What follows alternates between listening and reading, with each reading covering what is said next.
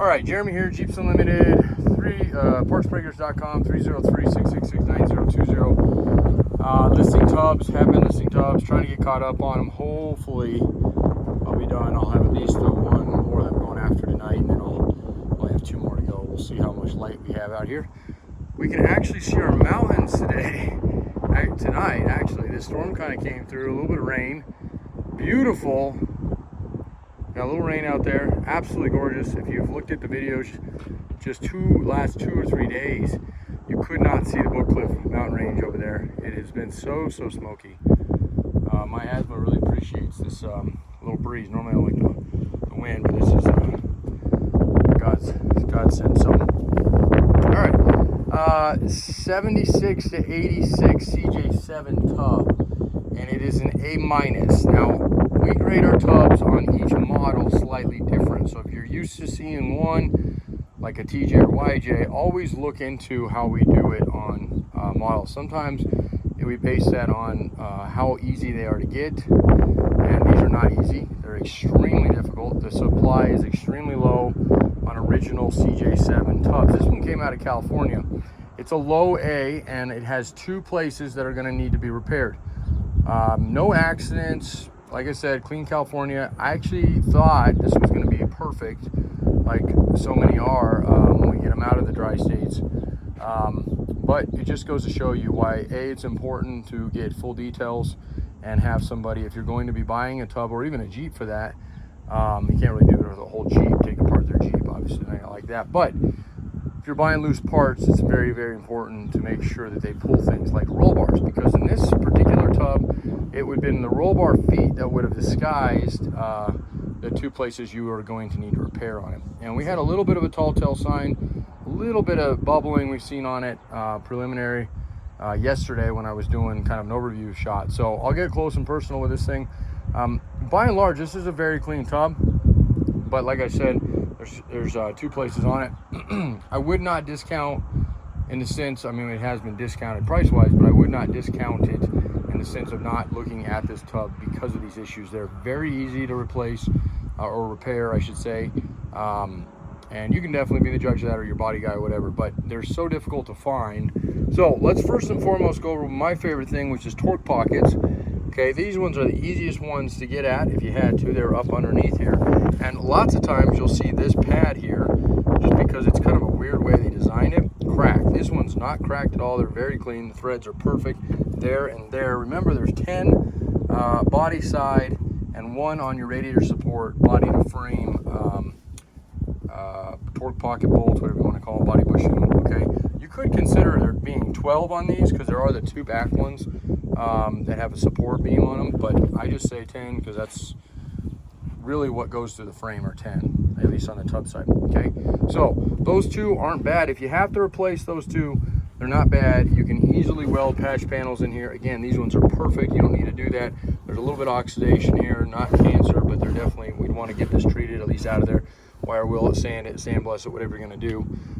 The floors are beautiful on this. They're solid, they're original, they're perfect. Okay, again, it's bare metal right now. That's how clean this tub is in that sense. So, and both of them are that way. That's passenger, this is the driver's side. Okay, so great up there. The firewall, which I'll probably be able to show you better when I'm off the trailer, absolutely beautiful. It's not all bent up. As I say in a lot of videos, a lot of CJs, for whatever reason, have dented up firewalls, whether that be from hastily putting a motor or pulling it, or getting in fender benders. It's hard to say, probably just because they're a lot older than all the rest of the tubs out there, been on the road a lot longer. But this one is clean, it's perfect on that. The bolts that go for your fender are all nice and clean threads, there's nothing broken off, and that nice corner there, cowl is good. I'll show you that here in a second. Okay, so then we go to the middle one, nice beautiful torque pocket. This is a blind hole. These do float around, they're supposed to. It's as you align your bushing, your frame, and when you clamp it down, it'll fit where it wants to fit. Those 2 are both perfect, absolutely. Okay, and again, that's a harder area to repair. You literally have to cut into the box area, and once you get in there, no big deal, but you have to patch this all up. So it's nice if they're like this one. Okay, and then you got your last runner and your supports, absolutely perfect both sides, and you got your last one here. Okay, same thing, and that's on your main floor. Okay, you got a couple more back here. We'll show you. So absolutely perfect. Now, I glazed over something real quick. I'm going to show it to you up and close and personal. This channel here is in very good shape. The floor piece, and I'll show you when I flip it, that basically lays flat, so essentially where your rear passenger feet would be, is starting to get little holes here. This is one of the places you'll want to patch, okay, and get that stuff out of there and not let it progress on any further. That machine is awesome. It's about 4,500 PSI, and we put about 300 degrees to it. The heat mainly just to clean the grime off, but the pressure allows us, without abrasion like sandblasting, to really blow through, and that's exactly what we want to do. We don't want to hide any of this. We want you to see exactly what you're getting. Normally, when the pads go bad, I call them the roll bar pads, it takes this entire back chunk out. So it's rotten here, this panel is jacked up, and then this is jacked. This is in perfect shape, and there's no rust in this. And not only that, but both holes are good, and so are these guys. So it's very, very clean, but again, and when I flip it down, you'll see it. The wheel well, perfect. Nice, clean, straight. Corners are in great shape. No rust at the seams. It's kind of unusual that it has all this good stuff and that those are there. And again, it's just kind of a bad design because it's metal on metal. Okay, if stuff gets in there, which is probably what happened on this one, some sand or something got in between, and then just, you know, over time it did that. Okay, this side's a little worse. These holes are factory. Their plugs go there. This one, again, it starts almost the same area, and on the top you'll be able to see it a lot better. For whatever reason, normally driver's side does this, but this is the passenger, and this goes a little bit more into it. So you probably have about a 6-inch patch panel on this one. You know, I would take it up into this area. I wouldn't mess with these because they're in such good shape, these actual channels or torque pockets, whatever you want to call them. And once again, these are in, this is perfect. There's no rust in this. So not a bad one. Will be discounted a little bit for this stuff, but that's all it has. Those are the only two places, okay? Fender well, once again, beautiful, nice, clean, straight. The support back there, the corners, very clean. Here's your other ones. You got another one. Again, these all move, they're supposed to. This is absolutely perfect. Nice, clean, straight. That one's nice and clean. Look at nice, clean threads there. And then you get these back ones, which this one might not even use them, but because I don't see threads on it. But there is a back support on some CJs that tie in back here to kind of help equalize this out. And again, I don't think this one is being used. I don't see threads in there, but if yours has it, you can easily tap that. Do it, and it might even be already just painted over. It's just hard to say, but they're in there nonetheless. So, and that channel is obviously perfect as well. It even still has the clips for your tail light now. Those are probably fairly old, and I replaced them since you're in there already, but it doesn't look like they were broken, they were pulled. And then lastly is this guy. This is, again, on almost all CJs, YJs, and even the TJs in Midwest, East Coast states. These boxes, it's almost its own box back here, are not only mangled usually and broken bolts in them. These are not, obviously, nice clean threads. Both sides, okay, perfect shape. The skirting is in great shape. But again, those are the areas that love to rust out when you get in the Midwest, East Coast, or when you start seeing salt areas. They're just box areas that trap stuff in them, and they just eat themselves from the inside out. So going forward, you'll want to try to mitigate that if you're going to be using your Jeep in the winter. If you plan on fixing it and then driving around in the winter months, which hopefully you don't have to do that, because it's, no matter what you do, unless you do those what Pennsylvania guys do, which I just found out the first time when I visited out there. Well, I didn't visit, I dropped some tubs and frames off. Been doing it for a long time. This is the first time I ever seen. Made good friends with my buddy, state patrol officer. He's retired now, and he actually coats the bottoms. And I know this is old news, so you guys know about that. It just blew my mind. These 50-gallon drums of just grease, and they just coat the whole bottom side. And it works. It works great. It just makes a mess. And in the summertime, like I said, it just kind of drips everywhere it goes. Hopefully, nothing to do with that, deal with that. But I find it that if even doing the best you can, you're always, again, you just start. It's just a matter of time if you're in a state that has that stuff, unfortunately. So, but I'm sure there's other things you can use out there as well, in addition to maybe that stuff. Okay, the back skirting, here's your rocker for your tailgate. Perfect, no broken bolts. No broken bolts. That's where your tire carrier goes. I'm gonna flip it down, don't worry, and show you everything. Okay, there's probably a couple little dings. There's a scratch there, probably a little ding behind that one, but the corners are virtually, I mean, mean, they're very clean, okay? The siding here is nice and clean. You know, a couple little scratches down here, small dings you can kind of see. A couple there. Like I said, I'm pretty anal. I tried to show you everything. So, okay, I'm gonna flip her down, and I'm sure there's a little bit of mud, even though I cleaned the other side of it, just because it's been laying on its side. Give me just a sec. You're gonna see our beautiful system here.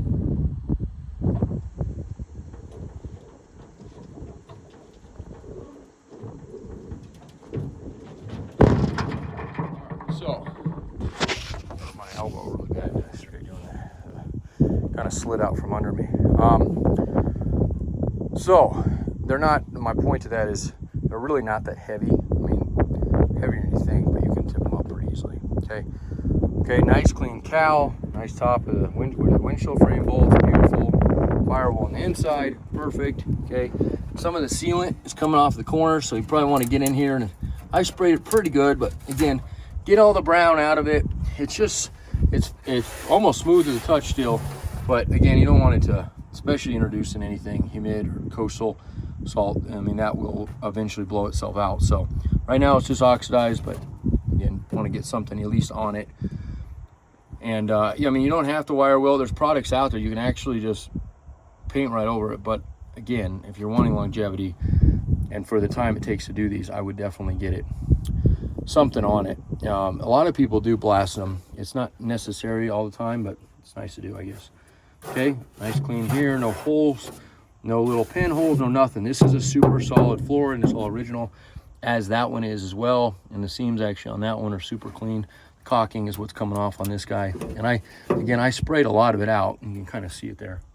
Okay, look at the seats here. These love to crack. This one's might be a little bit, but not too bad. That one's actually in pretty good shape. Same with those sides over there. And then of course you got where the feet go. From the bottom, you wouldn't even expect that, again, because it doesn't even look that bad. You can barely see this one, but this is probably 8 inches in total, and maybe about a 6-inch if you do this, although you almost could go just reinforce that. It is the weakest spot on these tubs, I find, when we do these. So I wasn't super surprised in the sense that I haven't seen, you know, I've seen this before. I was just more or less surprised because it was a California tub, and it did look perfect, but it would be listed for a lot more, as I was hoping to do, because they do take a ton of time to go get these things and the listings and yada yada yada. So, but I'm a firm believer in you get what you pay for. So for this particular one, you'll get the value out of it. You'll have to do some repair work on it. You'll save a little bit up front though because of it. Okay, same thing. So, and I hit this pretty hard, pretty long. It's not obviously sandblasting, but I got in there and penetrated almost everything out of that. When I first started, all it was is brown. You couldn't even see it. So had I not washed this and hit this really hard and focused some attention on it, I wouldn't have been able to get as much of this as I did out of it, okay? This is just oxidized here. I mean, it's starting to scale a little bit, so you want to get in there. This does not need to be patched, but this floor does. Depending on how you're patching it, you can almost layer it up, reinforce it, you know, cut it out, clean it up, patch it, and put a piece of angle iron or something in there. But I'm not a body guy. I'm somewhat a fabricator. There's ways I would do it. I don't have the time to fix our tubs. Otherwise, we would do that because again, it wouldn't take us a long time to do it, and we'd get a lot more out of them. But right now, we're just playing catch up with our yard, as you've seen earlier. So, okay, I'm gonna try to wrap this video up somewhat, get it all taken care of. Feet for the back here, again, oxidized, but they're solid. I hit those pretty hard and hit them with that little hammer. And same thing on that side. So browning, but nothing else. The seat brackets we will have pulled. There's not much left of them, just the side ones. We do sell those though. And I don't know what they had there, but that you can just pop right off. And looks like that's gonna be for sale, guys. It's a Rubicon LJ, 99K. Hopefully she didn't go over the 100K mark, because I was hoping to sell it as under 100K, even though I know it's, you know, 50 miles, but still. We're building a garage, so I'm kind of getting all the money I can. A little bit of a ding here comes out, and I didn't show you it from the bottom, but this is pretty easy to hit, as you have access on this lower lip. Okay. Otherwise, really good shape. It's a little dirty. I was going to clean it back off. It really doesn't need it. And that washer's so loud, so I did wash it earlier though, so I'll just kind of wipe it over my hand here, show you. Super clean. Okay, these were button snaps for a soft top. They had them on the other side. I pulled them because I had it transported on that side. I didn't want it to shake around and get little dings where these were. So, okay, nice and clean there. All right, and then back in the corners, that's where your spare tire bumper, basically, if it comes back around, it hits there. So those are factory, tail lights factories, or tail light here factory, fuel filler neck, and then your spare tire carrier there, and then of course your tailgate. So very, very clean. I listed 2 more CJ tubs. They're over there. One is an early one, and it was a Quadra-Track. Those are kind of unique tubs, and I'll tell you, in 18 years, I've never had a Quadra-Track tub in good shape. They're usually pretty much done because the early CJ7 tubs, for whatever reason, don't hold up. None of them hold up great, but those ones specifically do not. So, all right, that's about it. Again, show you the top cowl, nice and clean. These are nice and flat. Sometimes those get damaged. Those look good, and the firewall, again, nice and clean. So, questions, comments, concerns, feel free to reach out. If I miss something, check out the photos. The still shots are probably a little bit easier to zoom in. A little browning up through here, but this is nice and solid, and nothing from the backside leaching through it all. So again, just metal on metal. Anytime you have this, it's usually going to brown up like that. But yeah, you can usually zoom in on those still shots. I can only upload 12, so if I miss something you want to see closer, just hit me up and I'll get you a better one. Otherwise, this video should give you everything you need. So okay, again, Jeremy, Jeeps Unlimited Parts Breakers. We have a really, really good supply of CJ parts right now. We have some really clean frames we brought back with this trip, wide track and narrow track. We have some nice sets of axles. We have maybe a hood, maybe a couple fenders, definitely a couple grills, maybe a couple windshield frames. The maybes are the parts that go really quick and are super hard to get in good shape. Interior pieces, dashes, got some good selection of some uncut dashes right now. So a lot of good stuff out here. And CJ parts go the quickest, then YJ, then TJ.